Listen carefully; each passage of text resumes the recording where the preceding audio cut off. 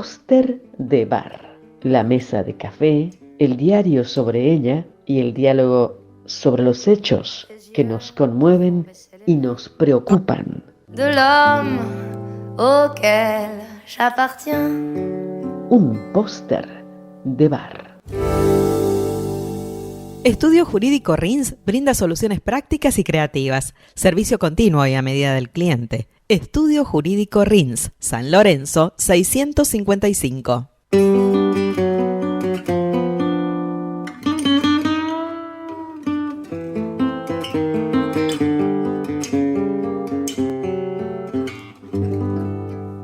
Des yeux qui font baisser les miens, un rire qui se perd sur sa bouche. Voilà le portrait sans retouche de l'homme auquel j'appartiens. Y a las 9 de la mañana, 33 minutos, nos metemos en la mesa de café para abordar naturalmente el tema que desarrollábamos en la portada del programa y en la editorial de una semana, Flor, que nos ha sacudido una vez más. No sé si este sacudón nos ha llevado a un escenario de certezas, de desgano, de incertidumbre, hasta te diría, y esto creo que es antecede a lo que ha sucedido con Bársola, hasta un grado de desinterés de algún sector de la sociedad que dice, ya no quiero más del caso Dalmaso, ya no les creo nada. Sí. Me traes el ADN y la verdad es que no me convences, ¿no? Bueno, pero me parece que la responsabilidad, sobre todo nuestra como periodistas, es ir más allá del sentido común establecido sobre este caso en particular, y podríamos decir de la justicia en general. De hecho lo dicen las encuestas, una encuesta de Suban Córdoba coloca a la justicia como sistema general en la última institución de confianza para los argentinos. Coincido porque además eso se ve en todos los comentarios de cualquier noticia sobre el caso de Dalmaso.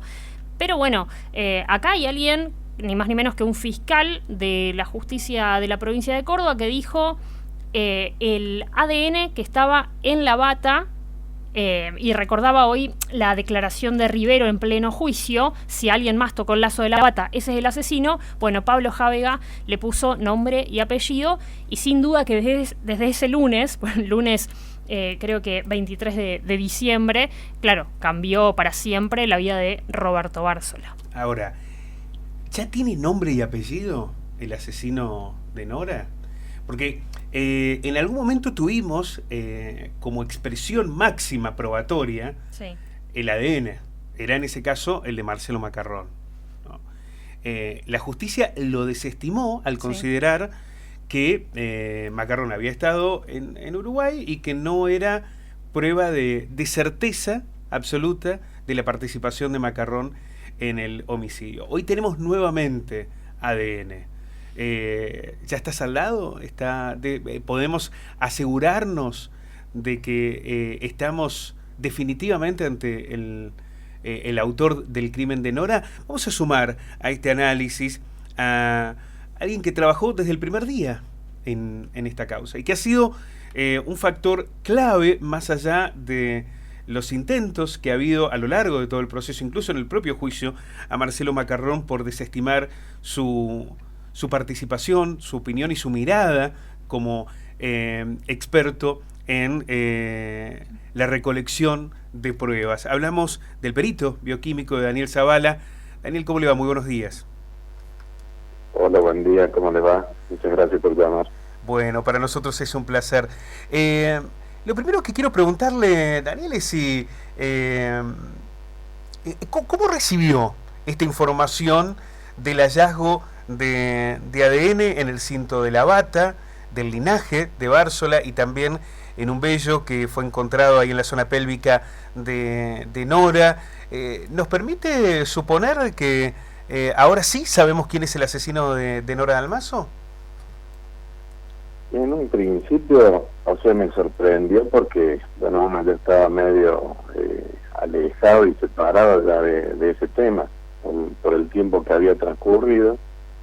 Y por otro lado, yo ya sabía que había un fiscal que estaba trabajando desde hacía 2 años o 3 años, y digo, bueno, algo debería encontrar. Y bueno, me desayuné yo, como todos, el día lunes, que apareció un nuevo ADN en el cinto de la bata y un pelo. Y bueno, así que hay que ver cómo es que apareció eso, un dato nuevo, y revisar cómo se procedió en todo este tiempo. O sea, hay que ver la cadena de custodia, pero bueno, eso ya más vale que lo debe tener totalmente estudiado el fiscal. ¿Usted tiene sospechas sobre que esto haya aparecido tantos años después? ¿Es para sospechar que esto suceda? No, sospechar no, porque pasa que uno, en el caso mío, o sea, yo me aboqué a lo que hice y procedí en el lugar del hecho, y después lo que hice en mi laboratorio. O sea, yo me concentré en eso, hice conciencia con control de calidad, seguridad, repeticiones, y uno se aboca a eso y a defender ese resultado que fue destratado e ignorado, y no sé si ignorado, pero Córdoba, al no encontrar nada, bueno, me hizo preocupar y pedir una nueva exhumación del cuerpo, porque yo estaba totalmente seguro de los hallazgos míos. Y cuando se hace la exhumación del cuerpo, no me llaman a mí, sino a los bioquímicos de Córdoba, que no habían encontrado nada en un principio, y por supuesto no encontraron nada en los estudios post exhumación. Y bueno, más que todo por eso me aboqué a eso. En la parte de prendas, ni siquiera había leído, sí, algo de la conducta de la víctima, uno lo lee del expediente, la estricta higiene que tenía como conducta la víctima, que realmente después con el informe del médico forense dictaminó en su informe que la víctima había tenido relaciones previas inmediatas a la muerte, y con la estricta higiene que tenía la víctima, era imposible que el semen hubiera sido de días antes, sino del momento de la muerte. Ahora, en virtud de este relato, doctor, de usted halló semen que después Córdoba no ratificó en ese hallazgo, pero digo, ese hallazgo del semen, y teniendo en cuenta la relación previa o contemporánea al momento de la muerte de Nora Dalmazo, nos obligaría a suponer que el ADN del homicida debería estar en la zona genital de la víctima, y al menos este último informe no determina que haya ADN de Bársola en la zona genital, sino el vello púbico en la zona pélvica y las huellas, el linaje de las huellas genéticas en el cinto de la bata.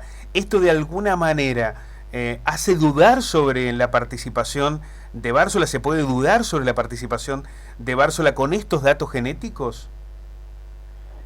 Y yo lo que hago es, o sea, por la parte mía, es fijarme en los hallazgos directos sobre el cuerpo de la víctima.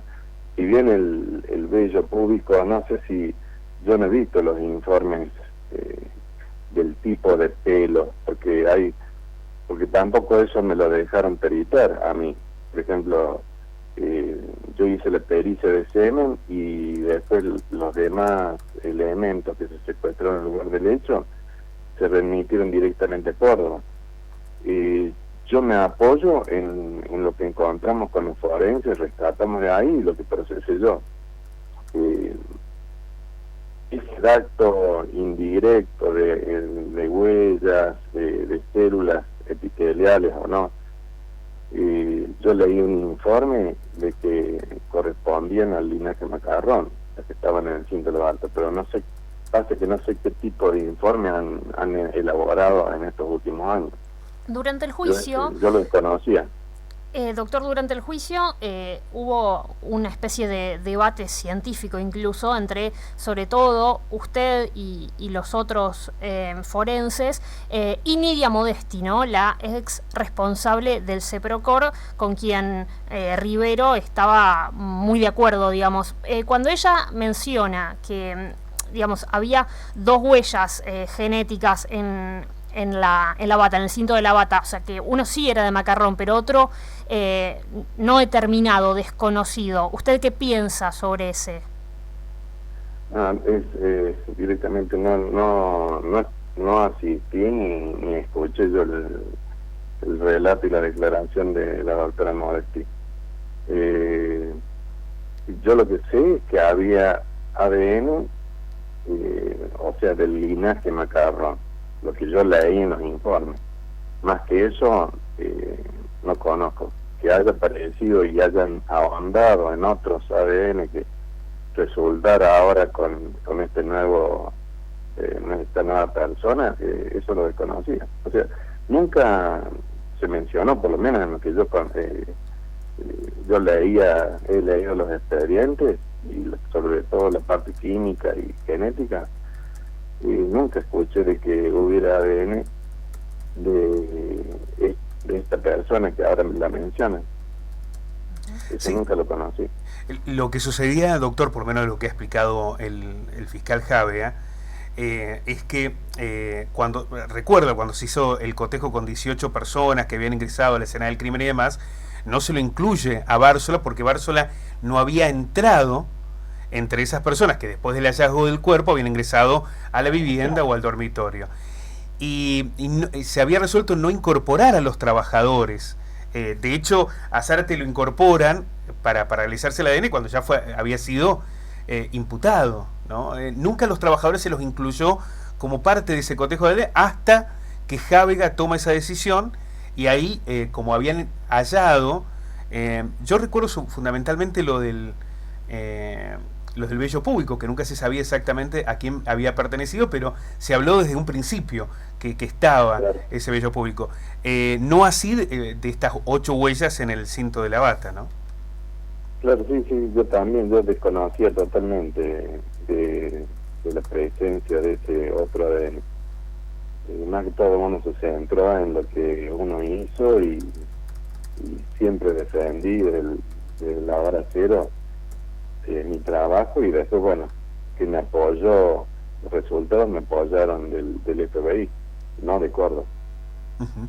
Ahora, el hecho de que usted haya señalado que se encontró semen en el cuerpo de Nora Dalmazo, y esto en un momento fue desestimado por la propia la gente del CEPROCOR y por quienes analizaron estas muestras en Córdoba, ¿esto permitiría también poner en dudas cómo se dieron todos los procesos de evaluación genética o el resultado posterior, digo, la ratificación del hallazgo del ADN de Macarrón o del linaje de Macarrón y del linaje de Bársola termina por el contrario ratificando los procesos genéticos?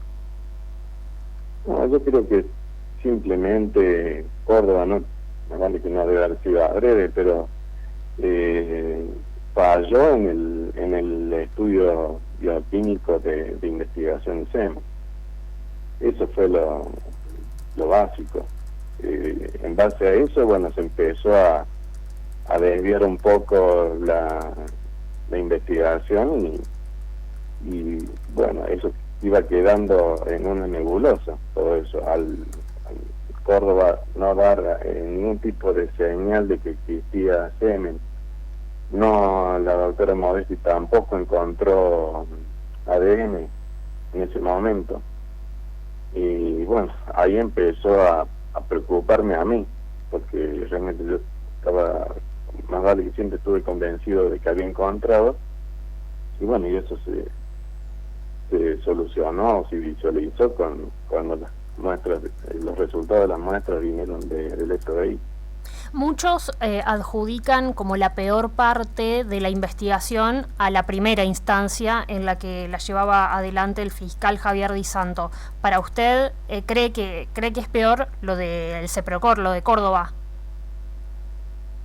Sí, o sea, la investigación en sí, nosotros teníamos, no estoy más en la policía, pero teníamos un protocolo de trabajo bastante aceitado y trabajamos en conjunto con los forenses, el fotógrafo, el médico policial, y en eso estábamos seguros. El fiscal Di Santo aceptó ese protocolo y bueno, inclusive a mí me hizo, aceptó las sugerencias mías de que yo, cuando le entregué todos los materiales peritados, los hisopos de todos los lugares, que las separara en 2 tandas, uno que las enviara a Córdoba y otro las dejara en reserva. El fiscal Di Santo siempre estuvo de acuerdo y asimismo lo que quedó en reserva quedó en una caja fuerte, que fue lo que a posteriori se envió a Estados Unidos. Y yo pienso que ahí en primera instancia lo que falló fue mis colegas bioquímicos de Policía Judicial y los de Procor, que no encontraron nada. Y después se fueron encontrando casi en paralelo Estados Unidos y Córdoba empezaron a encontrar semen, y eso es lo llamativo. O sea, no semen, ADN masculino, era, es decir, lo mismo en el caso mío. Pero yo creo que el fiscal Di Santo en ese momento acertó las sugerencias que le íbamos dando y los informes nuestros. Después, bueno, se fue haciendo cada vez más confusa la situación. Doctor, una pregunta de orden técnica. El CEPROCOR trabajó sobre esa primera tanda de muestras que se enviaron, la Policía Judicial del CEPROCOR. La segunda tanda, la que quedó en caja fuerte, es la que se envía a los Estados Unidos. Sí, así es. Sí. Y en esa segunda tanda, si bien el FBI no habla del semen, sí hace referencia a las muestras que determinan la presencia del linaje, primero de Macarrón y ahora de Bársola. Claro, eso sí. Sí, realmente el segundo informe de Bársola no lo vi nunca, así que no, eso desconocería yo cómo fue el origen y el procedimiento. Pero sí sé que se descubrió sobre todo el linaje de Macarrón en las muestras que le había dado yo al fiscal Di Santo. Doctor, le hago esta última consulta. En cualquier investigación, cuando uno escucha a los expertos, lo primero que te señalan es, si hay ADN, acá estamos hablando del arma homicida, del cuerpo de la víctima y demás, estamos ante la presencia del asesino. ¿Usted coincide con esa percepción? Sí, yo creo que este caso en particular en Río Cuarto, yo creo que es el único en el mundo de que se desestima un ADN encontrado en una víctima, sabiendo de que el informe del médico forense, esa muestra era del momento del hecho, y realmente no se tiene en cuenta. O sea, esas son las cosas que uno no se explica, y yo no tendría fundamento para desestimarla. Pero sí los fiscales, tanto Pizarro como Rivero, la desestimaron totalmente. Pero bueno, eso está, inclusive, bueno, no sé si lo consultaron con otros profesionales. Si quieren no confiar en mí, pueden hacerlo, por supuesto, pero podrían haber consultado con otros bioquímicos. Yo creo que consultaron únicamente con los bioquímicos de Córdoba, que son los que nunca encontraron nada, pero podrían haber hecho otra interconsulta. ¿Por qué esa diferencia de hallazgo y no hallazgo? Pero bueno, esas son cosas que uno siempre me llamaron la atención, y yo creo que es el único caso en el mundo donde se desestima un ADN. Doctor, muchísimas gracias. Le mandamos un fuerte abrazo. Por favor, muchas gracias por llamar.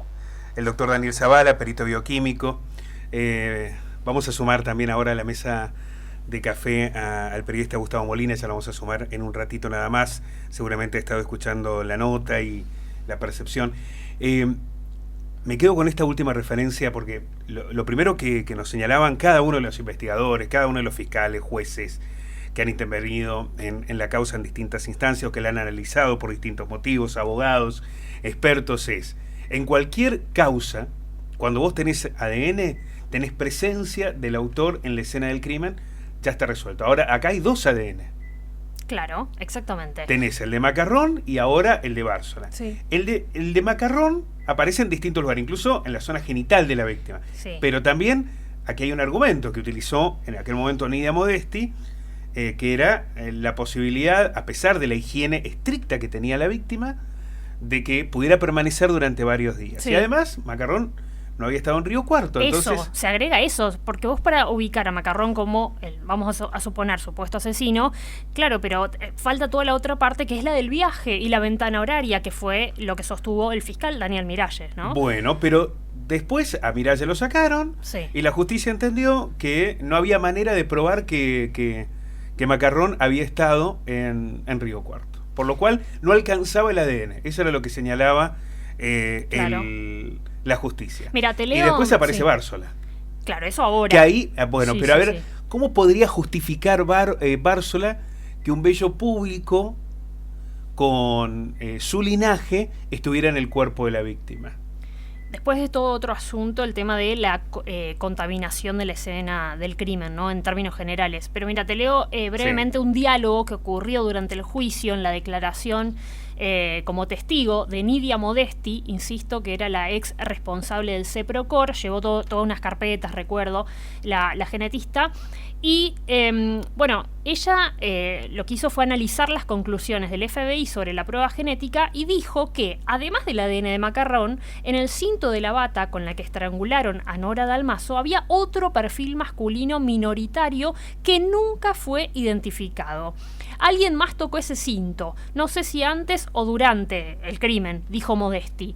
Si alguien más tocó el lazo, eso quiere decir que esa persona es el asesino, dijo el fiscal Rivero en esa conversación. Bueno, eso no lo puedo decir yo, dice Modesti, pero lo digo yo, completó ese diálogo el fiscal Rivero, señalando justamente si el asesino estaba en algún lugar, era en el cinto de la bata, pero que no era Macarrón, por todo lo que comentábamos antes. Bueno, esa fue la frase que todos rescatamos de lo que dijo Rivero en aquel momento, ¿no? Que el crimen, el asesino estaba en esas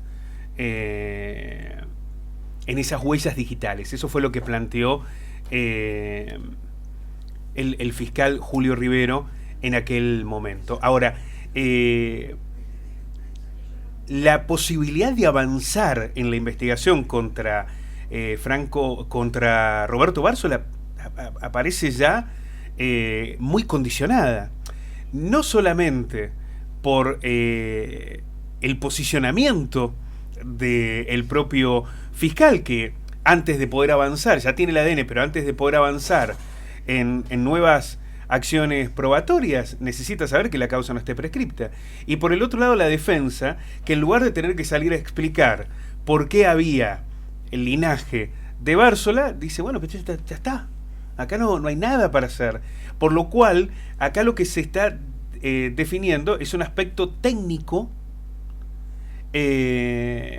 relacionado con la prescripción o no de esta causa. Pero vamos a sumar al periodista Gustavo Molina, que en aquel momento estaba en el diario Clarín haciendo la investigación y la crónica y el seguimiento de el caso, y que ha leído como muy pocos tantas veces esta causa. Gustavo, ¿cómo estás? Muy buenos días. Hola Pablo, hola Flor, ¿cómo les va? Buen día. Muy bien.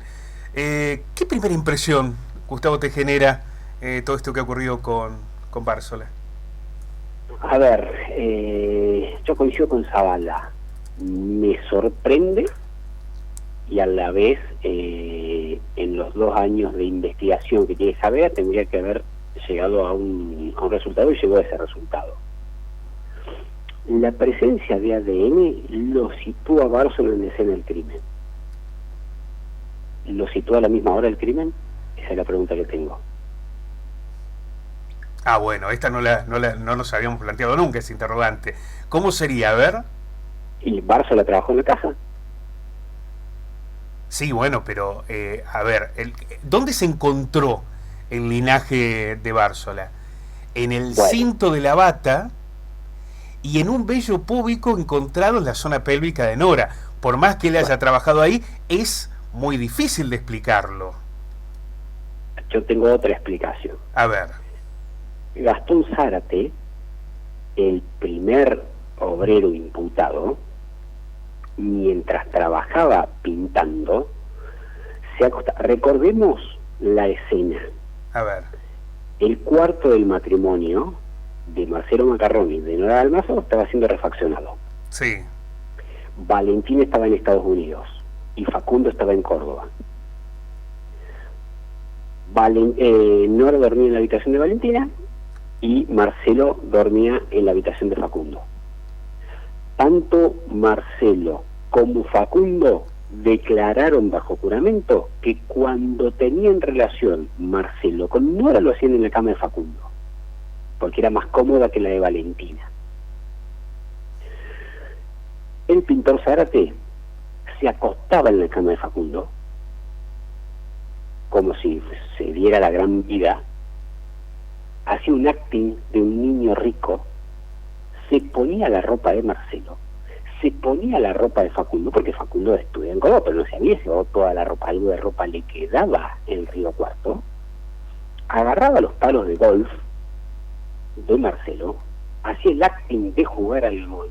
Imaginen la escena esta de un chico pobre de clase baja en una casa de un rico. Todo eso hacía Gastón Zárate en la habitación de Facundo. Está lleno de ADN de Gastón Zárate en la habitación de Facundo. Vamos al caso de Bársola. Bársola declaró que el viernes 24 estuvo trabajando en la casa. El viernes 24 Nora se fue a bañar a la pileta, a la piscina. Ubiquemos a Bársola en la cama de Nora, siendo un fisgón, siendo un voyeur, siendo un onanista. Se acuesta en la cama de Nora, huele la bata de Nora, huele el lazo de la bata de Nora y después se va a trabajar. ¿Hay presencia de ADN en el lugar del crimen? Sí. ¿Es contemporáneo con la muerte? No. Sí, Vamos a una hipótesis voy a... aún peor. Me parece, Gustavo, como muy rebuscado. A mí me cuesta creer que alguien pueda suponer que eso pudiera haber ocurrido de esa manera. Por las propias conductas de Bársola, que eran distintas a las de Zárate, por las condiciones en las que se dio el hecho, digamos. Él estuvo en el lugar el día en que asesinaron a Nora, más o menos contemporáneo a la hora, lo reconoce él mismo, la presencia del vello público. Me parece que lo otro es como muy rebuscado para pensarlo. La data de la muerte, según la autopsia, dice que puede haber un margen de error de 3 horas, por la cuestión climatológica. Sí. Uh-huh. Si la data de la muerte fue a las 3, a las 7, y tenemos el margen de 3 horas, puede haber sido a las 4 de la mañana también. Está bien. Pero digo, todo eso voy a otra hipótesis peor todavía. Sí. Todo eso es posible. Sí. Entra por la puerta de la cocina, golpea las manos, como golpeó las manos Pablo Radaeli el domingo 26. Sube Bársola a las 8 de la mañana. Sube a trabajar. No hay nadie en la casa. Sigue subiendo, abre la puerta de la habitación de Valentina y le encuentra a Nora muerta. Uh-huh. Pero, Gustavo, yo la duda que tengo, más allá de si es creíble o no creíble la escena, digo, ¿está en la causa el hecho de que Bársola, subiera a la habitación de Valentina? No, tampoco está lo de Gastón Zárate en la habitación de Facundo. Claro, pero el tema es que no se lo investiga a Zárate, se lo está investigando a Bársola. A mí me da la sensación de que, imaginemos que Bársola simplemente ingresa, la ve a Nora muerta y tiene algún tipo de contacto que es absolutamente inverosímil para un relato judicial, para alguien que tiene el ADN en el arma homicida y en el cuerpo de la víctima. Yo creo que, a ver, la percepción que me queda, porque además todo lo otro va a ser contrafáctico, si van a querer investigar. Yo entiendo además que el fiscal Pablo Jávega hoy está focalizado fundamentalmente más que en buscar otros elementos probatorios, en saber si prescribió o no la causa, en ver si aunque sea hay un accidente de tránsito que permite investigarlo a Bársola. El tema acá es que probablemente tengamos, o existe una altísima posibilidad de que estemos frente a la persona que podría haber asesinado a Nora Dalmacio, y hay que dejarlo ir. Pregunto, ¿y por qué la persona que podría haber asesinado a Nora Dalmacio es Bársola por su presencia de ADN y no es el viudo por su presencia de ADN? Bueno, era lo que debatíamos recién. Aquí ahí aparece un elemento, por lo menos para ponerlo en discusión. El tema es cómo justificaría Bársola que está su ADN en la zona pélvica, porque en el caso de Macarrón se debatió mucho esto, ¿no? Sí, la ventana horaria. La ventana horaria, el viaje, bueno, no se pudo determinar que haya venido y regresado. Perdón, te acoto sobre esa hipótesis de Miralles, el fiscal Julio Rivero, que cada uno tendrá su opinión, pero Rivero considera un disparate la cuestión del viaje, de la ventana horaria. Evidentemente la justicia lo ha desestimado porque además entienden que hay algún respaldo científico a partir de lo que dice Nidia de Modesti, de que puede permanecer el patrón genético aún en una persona con una estricta higiene como la de Nora durante durante varios días, no muchísimos días, durante varios días. En el caso de Bársola, ¿cómo podría explicar de que aparezcan huellas genéticas en el cinto de la bata con el que asesinaron y en la zona pélvica de la víctima alguien que iba a limpiar los pisos, a hacer el pulido de los pisos? Sí. Por eso, para mí es indubitable la presencia de ADN. Sí. No sé la hora, no sé si es contemporáneo con la muerte. Esa es la duda que tengo. Que esa podría ser una estrategia, por ejemplo, defensiva. Ahora, es verdad que ese es un atajo, el que plantea la prescripción, que la defensa ha decidido utilizar, porque la defensa dice, nuestro defendido es inocente. Ahora, en ningún momento ninguno de los abogados explicó por qué puede haber. Hablan, bueno, hay que ver la cadena de custodia de la prueba y demás, pero no dicen por qué podría haber estado. Porque la causa está prescripta. Esto es lo que plantean. No han podido encontrar ni un accidente de tránsito que lo involucre a Bársola, por lo cual acá se plantean dos cuestiones, ¿no? Que yo de alguna manera intenté proponerla en la editorial. Si es culpable, la justicia va a dejar ir al homicida, al asesino. Y si es inocente, va a cargar con la culpa. Toda la vida va a cargar con la culpa o con la sospecha. No con la culpa, porque con la sospecha. Che, este tipo pudo haber asesinado a Nora Dalmacio, ¿no? Bueno, la acusación, porque no hay imputación, en la acusación en tenor del artículo 80, que es como el 306, una sospecha leve. ¿Por qué la diferencia entre el 306 y el 80? Por la prescripción. Claro. La acusación es abuso sexual y seguido de homicidio. No hay presencia de ADN de Bársola en la vagina de Nora. Bueno, esto es lo que le preguntábamos al doctor Zavala, ¿no? Bueno, el doctor Zavala, en 1993, en octubre de 1993, cuando resuelve el caso de Laura Mancilla, la chica que fue a la fiesta de 15 años, que la mataron, la abusaron y la mataron entre 7 y la tiraron a una zanja. Imaginen esa escena del crimen. 7 perpetradores sexuales en una zanja y tapada. Una escena del crimen absolutamente sucia. Zavala colecta 5 ADNs, identifica de los 7, 5. Hubo 5 detenciones. 2 todavía están presos, 2 están libres y 1 murió. Si pudo hacer eso Zavala en esa escena del crimen tan sucia, o en el caso de la chiquita Lorena Micaela Ávila en 1998, ¿cómo no va a poder detectar ADNs en una escena tan limpia como la habitación de Valentina? Pero se puede equivocar también, como cualquier ser humano, ¿o no? Sí, se puede equivocar, pero el FBI le dio la razón. Le dijo, acá hay un ADN que tiene nombre y apellido. Ahora, y por una cuestión física y de gravedad, los líquidos bajan en la escena del crimen, de donde colecta las muestras, la forense Virginia Ferreira, el forense Guillermo Masuccelli y el forense Martín Subirach, hay líquido seminal en la parte de arriba de la zona genital de Nora, no en la parte de abajo por una cuestión de pérdida de fluido por gravedad. Sí. Fue, como dice Zavala, un acto inmediatamente anterior a la muerte, la presencia, la donación de ese material genético. Sí, siempre hablaron, ¿no? Los forenses y el propio Zavala de que fue contemporáneo a la muerte, ¿no? El acto sexual. Aquí lo que queda claro es que no va a haber, digamos, todo lo que se podía analizar se analizó.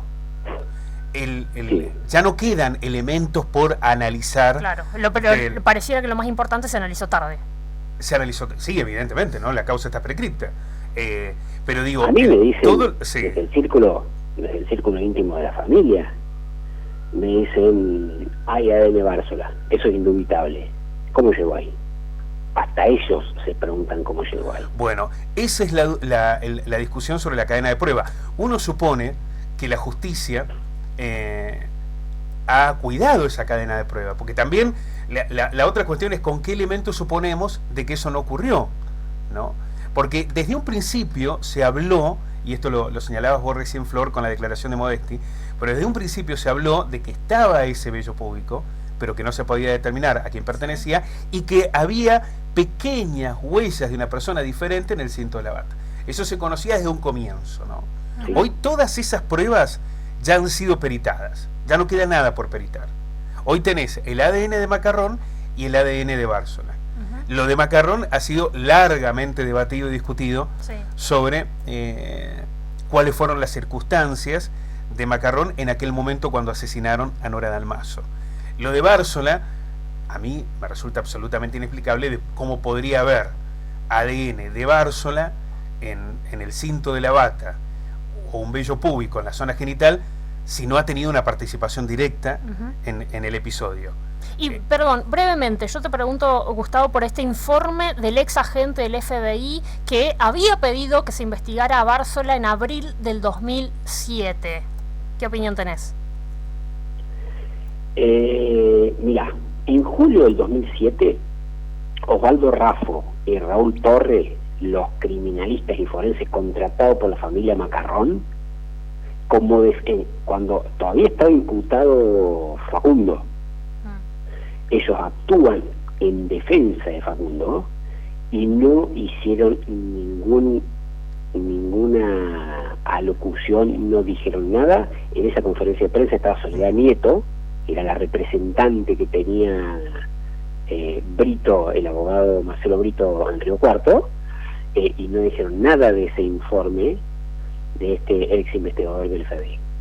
Yo lo tengo en mis archivos, lo tengo a la participación de Walker, pero en esa época no había nada. Me parece que están escribiendo sobre agua. Sí, me parece que se están poniendo en lugares donde no se tendrían que poner. Es verdad que hoy con el diario del lunes aparecen, empezás a buscar, escarbar y te encontrás con pero también es cierto que públicamente no se hizo una insistencia sobre la situación eventual de Bársola, ¿no? Cuando empieza a decir, che, estuvo en la escena, fue contemporáneo en el momento de la muerte, cómo no lo pero en aquel momento, por lo menos desde lo público, no se lo apuntaba. Para mí Bársola era un absoluto desconocido hasta que se encontró el ADN. En el juicio pasó como si nada. A mí me decían en mi familia, como medio en joda, medio en serio, ¿no te das cuenta que era...? No, claro. Bueno, de hecho se le la mayoría de los periodistas le preguntaban, che, si había visto pelearse a Macarrón con... Claro, porque lo que estaba buscando lo estaban juzgando a Macarrón. Porque ibas a suponer que ahí tenías eventualmente al posible asesino de Nora Dalmazo. Gustavo, te mandamos un abrazo inmenso. Gracias por sumarte a la mesa de café. No, gracias a ustedes siempre por la invitación. Un abrazo inmenso. Gustavo Molina, periodista de Diario Perfil, en aquel momento periodista de Clarín. El punto central en todo esto, porque ya está el ADN, habrá que ver hasta dónde pueda llegar el fiscal hasta que el juez de control determine o no la prescripción de la causa, es que es probable que tengamos al asesino de Nora. Pero también es probable, y muy probable, que nunca lo sepamos con certeza. Porque la certeza, en este caso, no la da únicamente el ADN, sino el juicio. Le preguntaron a Javegan en la conferencia, doctor, ¿tiene la certeza de que Bársola es el asesino? Eso lo va a determinar un juicio. Y a lo mejor ese juicio nunca llegue. 10 de la mañana, 13 minutos. Preguntar y sobre todo repreguntar. ¿Qué hay de esa imagen en mi cielo? Póster Central. Periodismo en radio.